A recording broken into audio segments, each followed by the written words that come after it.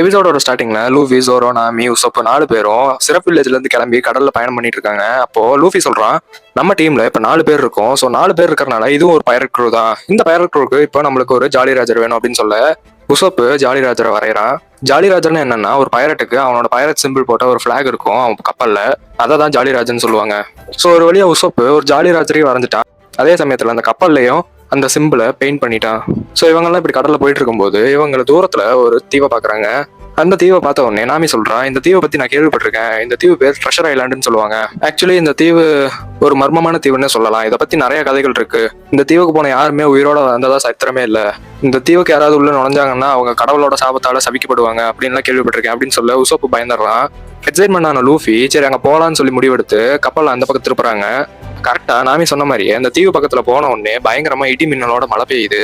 ஒரு வழியா அந்த தீவை போய் அடையும் போது இருட்டாயிருது. 4 பேரும் கப்பல்ல இருந்து இறங்கி அந்த தீவுல நடந்து போயிட்டு இருக்காங்க. அப்படி நடந்து போயிட்டு இருக்கும்போது நாமி சொல்றா, நான் கேள்விப்பட்ட கதைகள்ல என்ன சொல்றாங்கன்னா, இந்த தீவுல ஒருத்தன் தூங்கிட்டு இருக்கும் போது திடீர்னு அவனோட மூஞ்சி பன்னி மூஞ்சியா மாறிடுச்சு. அதே மாதிரி சில பேர் தூங்கிட்டு இருக்கும் போது அவங்களோட மீசையே அவங்களோட கழுத்தை நெரிச்சு கொன்றுச்சு ஒரு பாம்பு மாதிரி. இந்த மாதிரி கதைகள் எல்லாம் நான் கேள்விப்பட்டிருக்கேன் அப்படின்னு சொல்ல உசோப்பு பயங்கரமா பயந்துடுறான். கொஞ்ச நேரத்திலேயே அவங்க 4 பேரும் அந்த தீவுல நல்லா உள்ள காட்டுக்குள்ள வந்துடுறாங்க. அப்போ ஜோரோ சொல்றான், எனக்கு பசிக்குது, சோ சாப்பாடு கிடைக்கிற வரைக்கும் நான் கொஞ்ச நேரம் தூங்க போறேன் அப்படின்னு சொல்லி ஜோரோ அங்கேயே தூங்க ஆரம்பிக்கிறான். சோ இந்த நேரத்துல தான் லூஃபி, உசோப், நாமி 3 பேரும் அங்க விசித்திரமான விஷயங்களை எல்லாம் பாக்குறாங்க. ஃபர்ஸ்ட் அந்த காட்டுக்குள்ள இருக்கிற அனிமல்ஸ் எல்லாம் இவங்களை வந்து அப்ரோச் பண்ணுது. அந்த அனிமல்ஸ் எதுவுமே பார்க்க நார்மலான அனிமல் மாதிரியே தெரியுது. பிகாஸ் ஒவ்வொன்றுமே 2 அனிமலை மிக்ஸ் பண்ணி உருவாக்குன மாதிரி இருக்குது. இப்போ பன்னிக்கு சிங்கத்தோட தலையும், பாம்புக்கு முயலோட தலையும், நரிக்கு கோழியோட தலையும் வச்ச மாதிரி இந்த மாதிரி பயங்கரமான அனிமல்ஸ் எல்லாம் அவங்க பாக்குறாங்க. அதை பார்த்து உசோப்பும் நாமியும் பயந்து போறாங்க. அப்போ லூஃபி எல்லாமே வித்தியாசமா இருக்கு அப்படின்னு ஆச்சரியத்தை பார்த்துட்டு இருக்கும்போது அவங்களுக்கு ஒரு வாய்ஸ் கேக்குது, ஒழுங்கா இந்த தீவை விட்டு இப்பயே ஓடி போயிருங்க, அப்போவாவது நான் உங்களை உயிரோட விடுவேன், இல்லைன்னா இந்த கடவுளோட சாபத்துக்கு நீங்க எல்லாருமே ஆளாயிருவீங்க, நான் உங்களை எல்லாத்தையும் கொன்றுவேன், நான் தான் கடவுள் பேசுறேன் அப்படின்னு சொல்லி ஒரு வாய்ஸ் கேக்குது. ஆனா லூஃபிக்கு அதை பார்த்தாலே தெரியுது அது கடவுளோட வாய்ஸ் மாதிரி எல்லாம் தெரியல, யாரோ ஒளிஞ்சிட்டு பேசுற மாதிரி தான் இருக்கு. ஸோ யார் ஒளிஞ்சிருந்தாலும் வெளியே வாங்கன்னு லூஃபி கத்தும் போது இவங்க எதிர்பார்த்த மாதிரியே லூஃபி மேல ஒரு புல்லட் வந்து படுது. அதை பார்த்து நாமி கன்ஃபார்மே பண்ணிட்டா, இங்க வேற யாரோ தான் இருக்காங்க, அவங்க தான் துப்பாக்கி வச்சு ஒன்று சுட்டுருக்காங்க லூஃபி அப்படின்னு சொல்லும்போது அதிர்ஷ்டவசமா லூஃபி ரப்பர் மேனுங்கிறனால அந்த புல்லட் அவனை எதுவும் செய்யல. ஸோ யார் லூஃபியை சுட்டாங்களோ அவங்க லூஃபியை புல்லட் எதுவும் செய்யாததை பார்த்து பயந்து அந்த இடத்துல இருந்து ஓட ஆரம்பிக்கிறாங்க. அப்படி யார் அங்கிருந்து ஓடுறாங்கன்னு பார்க்கும்போது அங்கிருந்து ஒரு செடி மட்டும் தனியா ஓடுது. லைக் அந்த செடிக்கு கால் கையெல்லாம் முளைச்சு ஓடுற மாதிரி இருக்கு. லூஃபி அதை விடல, அதையே பின்னாடி துரத்துறான். ஒரு வழியா லூஃபி அதை பிடிச்சிட்டான். பிடிச்சு பார்த்ததுக்கு அப்புறம் தான் தெரியுது அது செடி மட்டும் இல்ல, அது ஒரு மனுஷன். அவனோட தலைமுடி தான் நம்மளுக்கு தூரத்துல இருந்து வகை செடி மாதிரி தெரிஞ்சிருக்கு. ஆக்சுவலி அவன் ஏன் இப்படி சின்னதா இருக்கானா, அவன் ஒரு பொட்டிக்குள்ள மாட்டிக்கிட்டான். அவனோட மொத்த உடம்பும் ஒரு சின்ன பெட்டிக்குள்ள மாட்டிக்கிச்சு. நடக்கிறதுக்கு தகுந்த மாதிரி காலும், பிடிக்கிறதுக்கு தகுந்த மாதிரி கை மட்டும் தான் வெளியே தெரியுது, தலை இருக்கு, மற்ற எல்லா உடம்புமே அந்த பொட்டிக்குள்ளேயே மாட்டிக்கிச்சு. இதை பார்த்து இவங்க 4 பேரும் பயங்கரமா ஷாக் ஆயிடுறாங்க. அப்புறம் தான் தெரிய வருது அந்த மனுஷன் கடந்த 20 வருஷமா இந்த தீவுலயே தான் இருக்கான். அதாவது என்ன ஆச்சுன்னா, 20 வருஷத்துக்கு முன்னாடி இவனும் ஒரு பைரட் க்ரூல பைரட்டா தான் இருந்திருக்கான். இவனோட பைரட் க்ரூவோட சேர்ந்து இந்த தீவுக்கு ஏதாவது புதையல் கிடைக்குமா அப்படிங்கிற நோக்கத்தோட வந்து தேடி இருக்காங்க. கிட்டத்தட்ட 1 மாசமா இந்த தீவுல தேடி எந்த புதையலும் கிடைக்காதனால மொத்த டீமும் இந்த தீவை விட்டு கிளம்பணும்னு நினைக்கும் போது இவனுக்கு மட்டும் ஒரு விஷயம் தனியா பட்டிருக்கு. மொத்த தீவையும் தேடியாச்சு, ஆனா இந்த ஒரு பாறையை மட்டும் தேடவே இல்லை. இந்த பாறைக்கு மேல என்ன இருக்குன்னு தெரியலையே.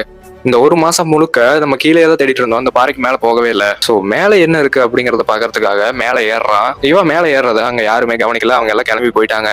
அப்படி இவன் மேல ஏறி அந்த பாறை மேல ஏறி பார்க்கும்போது தான் தெரியுது அங்க 1 இல்ல 2 இல்ல மொத்தம் 6 ட்ரெஷர் பாக்ஸ் இருக்கு. அதை பார்த்த சந்தோஷத்துல அவன் அங்கிருந்து எல்லாத்தையும் கூப்பிட திடீர்னு அங்கிருந்து பாறை வலிக்கு கீழே விழுகிறான்.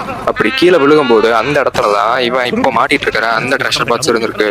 சோ அவ்வளவு உயரத்துல இருந்து விழுந்தவன் அந்த ட்ரெஷர் பாக்ஸ்குள்ளேயே மாட்டிக்கிறான்.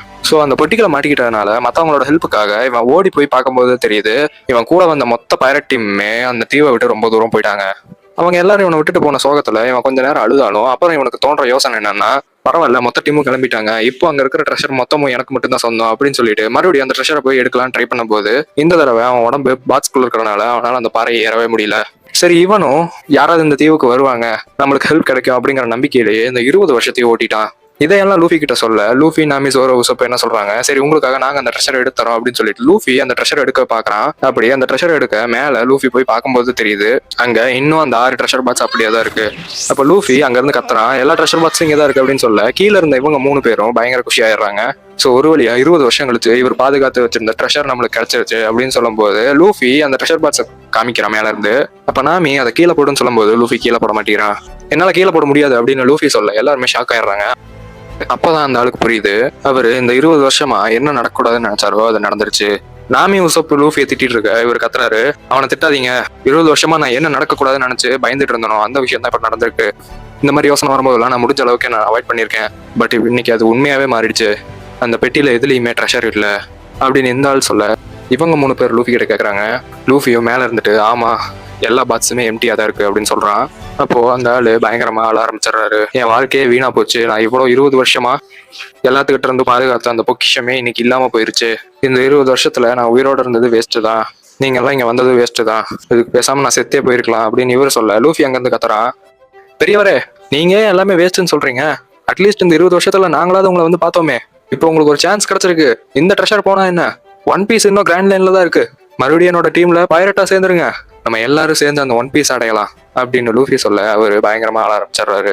ஏன்னா இது வரைக்கும் இந்த தீவுல எத்தனையோ பேர் வர அட்டெம்ப்ட் பண்ணியிருந்தாலும் உள்ள வந்த சில பேரும் இவர் இப்ப இருக்கிறத பார்த்து பயந்து தெரிச்சு ஓடி இருக்கானுங்க. சில பேர் இவர்கிட்ட பேசுறதுக்கு கூட விருப்பப்படல. அப்படி இருக்கும்போது லூஃபி அவனோட குரூமேட்டா இவரை கூப்பிடுறது இவருக்கு ரொம்ப பெருமையா இருக்கு. பட் என்னதான் லூஃபி அவரை கூப்பிட்டாலும் இவருக்கு அவனோட டீம்ல சேர விருப்பம் இல்லை. ஏன்னா இந்த 20 வருஷமா இந்த காட்டுல இருந்து இந்த காட்டுல இருக்கிற எல்லா மிருகங்களும் இவருக்கு ஃப்ரெண்ட்ஸ் ஆயிருச்சு. கிட்டத்தட்ட அதுங்களோட ஒன்னா இணைஞ்சு வாழ பழகிட்டாரு. அதனால இவருக்கு இந்த தீவை விட்டு வெளியேற மனசே வரல. ஸோ இந்த விஷயத்த அவர் அவங்க 4 பேர்த்துக்கிட்ட சொல்ல அவங்க 4 பேரும் அதை புரிஞ்சுக்கிறாங்க. ஸோ ஒரு வழியா இவங்க 4 பேரும் மறுபடியும் அந்த தீவை விட்டு கோயிங் மெரியில கிளம்புறாங்க. அவருக்கு குட் பை சொல்லிட்டு அவரும் இவங்களுக்கு குட் பை சொல்லிட்டு ஒன்று சொல்றாரு, லூஃபி உன்னோட நல்ல மனசுக்கு நீ கண்டிப்பா ஒரு நாள் ஒன் பீஸ் அடைவ, அப்படி ஒரு நாள் ஒன் பீஸை நீ அடையும் போது அதை வச்சு இந்த உலகத்தையே நீ வாங்கிரு லூஃபி அப்படின்னு இவரு சொல்ல எபிசோட முடிக்கிறாங்க.